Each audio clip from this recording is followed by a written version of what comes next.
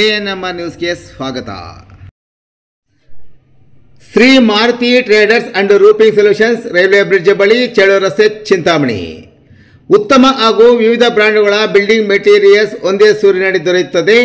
ನಮ್ಮಲ್ಲಿ Apollo, Tata, JSW, Jindal, MSY branded roofing ಶೀಟ್ಗಳು, UPVC water gutter ಮತ್ತು ರೂಫಿಂಗ್ ಶೀಟ್ಸ್, ಅಪೋಲೋ ಮತ್ತು ಜಿಂದಾಲ್ ಕಂಪನಿಯ ಪೈಪ್ಸ್ ದೊರೆಯುತ್ತದೆ.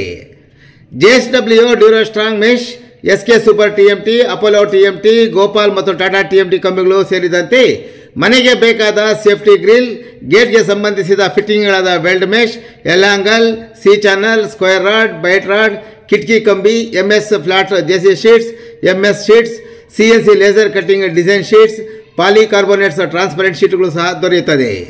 ಇನ್ನು ರೈತರ ತೋಟಕ್ಕೆ ಬೇಕಾದ ಟಾಟಾ ಡ್ಯೂರೋಸ್ಟ್ರಾಂಗ್, ಜಿಂದಾಲ್ ಕಂಪನಿಯ ಮುಳ್ಳುತಂತಿ, chain link mesh, Tata knotted mesh, ಕುರಿ ಸಾಕಾಣಿಕೆಗೆ ಬೇಕಾದ ಪ್ಲಾಸ್ಟಿಕ್ ಮ್ಯಾಟ್ಗಳು, ಏಷ್ಯನ್ ಪೇಂಟ್ಸ್ ಮತ್ತು ಅಲ್ಟ್ರಾಟೆಕ್ ಮತ್ತು ಪ್ರಿಯಾ ಸಿಮೆಂಟ್ ಸಹ ಹೋಲ್ಸೇಲ್ ದರದಲ್ಲಿ ದೊರೆಯುತ್ತದೆ.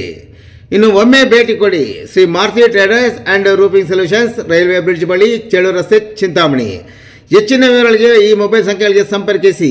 YT 991260260788. ನರೇಂದ್ರ 9663388190 ಮತ್ತು ಪ್ರಸಾದ್ 8867673682.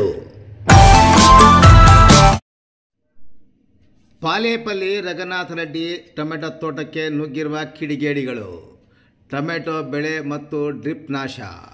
ಚಿಂತಾಮಣಿ ತಾಲೂಕಿನ ಅಂಬಾಜಿದುರ್ಗ ಹೋಬಳಿ ಶೆಟ್ಟಳ್ಳಿ ಗ್ರಾಮ ಪಂಚಾಯತಿ ವ್ಯಾಪ್ತಿಯ ಪಾಲೇಪಲ್ಲಿ ಗ್ರಾಮದ ರೈತ ರಘುನಾಥ ರೆಡ್ಡಿ ಎಂಬುವರ ಟೊಮೆಟೊ ತೋಟಕ್ಕೆ ಪ್ರವೇಶ ಮಾಡಿರುವ ಹಲವು ಮಂದಿ ಕಿಡಿಗೇಡಿಗಳು ಗಿಡಗಳಿಗೆ ನೆಟ್ಟಿದ್ದ ಕೋಲು, ಟೈನೂರಿ, ಅಡ್ಡ ಕಟ್ಟಿದ ದಾರಗಳನ್ನು ಕಟಾವು ಮಾಡಿದ ಕಿಡಿಗೇಡಿಗಳು ಟೊಮೆಟೊ ಪ್ಲಾಸ್ಟಿಕ್ ಪೇಪರ್ ಒಳಗಡೆ ಅಳವಡಿಸಿರುವ ಡ್ರಿಪ್ ಪೈಪ್ಗಳನ್ನು ತುಂಡು ತುಂಡಾಗಿ ಮಾಡಿರುವ ಘಟನೆ ಮಂಗಳವಾರ ರಾತ್ರಿ ನಡೆಸಿದ್ದಾರೆ.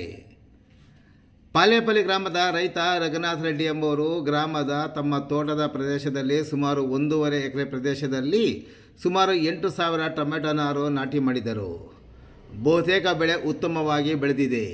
ಇದೀಗ ಟೊಮೆಟೊ ಗಿಡಗಳಲ್ಲಿ ಉತ್ತಮ ಹೂ ಬಿಟ್ಟು ಕಾಯಿ ಆಗುವ ಸಂದರ್ಭದಲ್ಲಿ ಕಿಡಿಗೇಡಿಗಳು ಈ ದುಷ್ಕೃತ್ಯ ನಡೆಸಿದ್ದು ಸುಮಾರು 30,000ಗಳಿಗೂ ಹೆಚ್ಚು ನಷ್ಟ ಉಂಟು ಮಾಡಿದ್ದಾರೆ.